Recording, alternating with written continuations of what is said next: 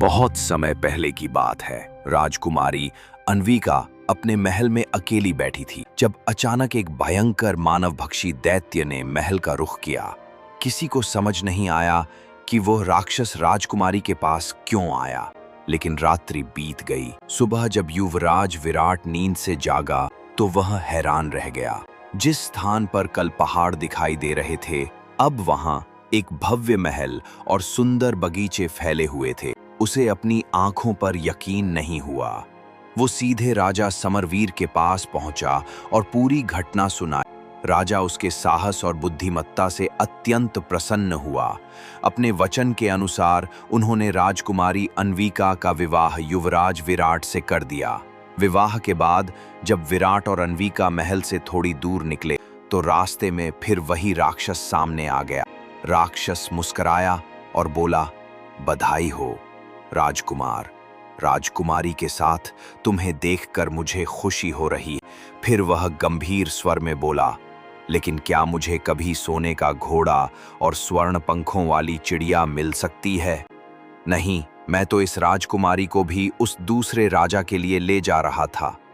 विराट हैरान रह गया, लेकिन राक्षस ने कहा, नहीं, तुम ऐसा मत करना। अब ये राजकुमारी तुम्हारी पत्नी है।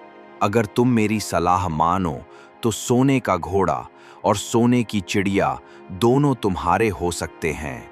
राक्षस ने आगे समझाया, राजकुमारी को लेकर उस राजा के पास जाओ जिसके पास सोने का घोड़ा है।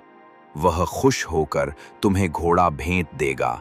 फिर तुम उस पर सवार होकर सबसे विदा लेना। अंत में राजकुमारी से विदा लेते समय उसका हाथ पकड़कर उसे घोड़े पर खींच लेना और तुरंत घोड़े को दौड़ा देना।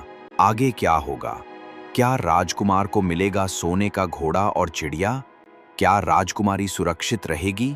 आगे की रोमांचक कहानी जानने के लिए वीडियो को लाइक करें और चैनल को सब्सक्राइब जरूर करें। राजकुमार विराट ने राक्षस की बात मानी और राजकुमारी को लेकर राजा चंद्रकेतु के दरबार में पहुंचा। राजा ने अन्विका को देखकर कहा, अगर तुम यह राजकुमारी मुझे सौंप दो तो मैं तुम्हें सोने का घोड़ा दूंगा। विराट बोला, राजन, मुझे आपकी बात मंजूर है। पहले मैं सबसे विदा ले लूं। वो घोड़े पर चढ़ा और सबसे एक एक करके विदा लेने लगा।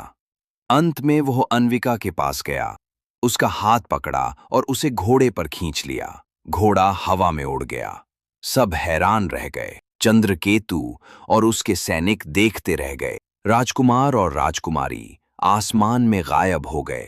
उड़ते हुए जब वे एक ऊंचे पहाड़ पर पहुंचे तो राक्षस फिर प्रकट हुआ, लेकिन अब वह साधु जैसा शांत और तेजस्वी लग रहा था। उसने कहा, मैं एक श्रापित देवता हूं।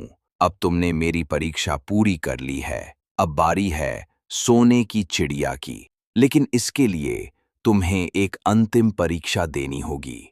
घोड़े से उतरते ही उनके सामने 3 रास्ते खुले, कांटों और अंधेरे वाला, भय का रास्ता, फूलों और मधुरता वाला, माया का रास्ता, चुप, संकीर्ण और कठिन, सत्य का रास्ता। विराट और अन्विका ने सत्य का मार्ग चुना। कठिनाइयों, भ्रमों और थकावट को पार करते हुए वे एक पेड़ तक पहुंचे। वहां बैठी थी स्वर्ण चिड़िया। चिड़िया उड़कर विराट के कंधे पर आ बैठी। साधु, पूर्व राक्षस, प्रकट होकर बोला, अब तुम प्रेम, साहस और सत्य के सच्चे उत्तराधिकारी हो। वापस लौटने पर विराट को पता चला कि राजा समरवीर बीमार हैं और सेनाध्यक्ष वाघराज ने राज्य हड़प लिया है। वाघराज ने विराट को बंदी बनाने की कोशिश की, लेकिन तभी स्वर्ण चिड़िया ने ऊंची चीख मारी जिससे सारे सैनिकों की आंखें खुल गईं। उन्हें विराट की असली पहचान याद आ गई। सभी सैनिक वाघराज के खिलाफ हो गए। राजा समरवीर ने अपना मुकुट उतारकर विराट को सौंप दिया। राज्य का नया राजा बना विराट। रानी बनी अन्विका। स्वर्ण चिड़िया अब बगीचे में उड़ती और सोने का घोड़ा अब बच्चों की कल्पनाओं की सवारी बन चुका है।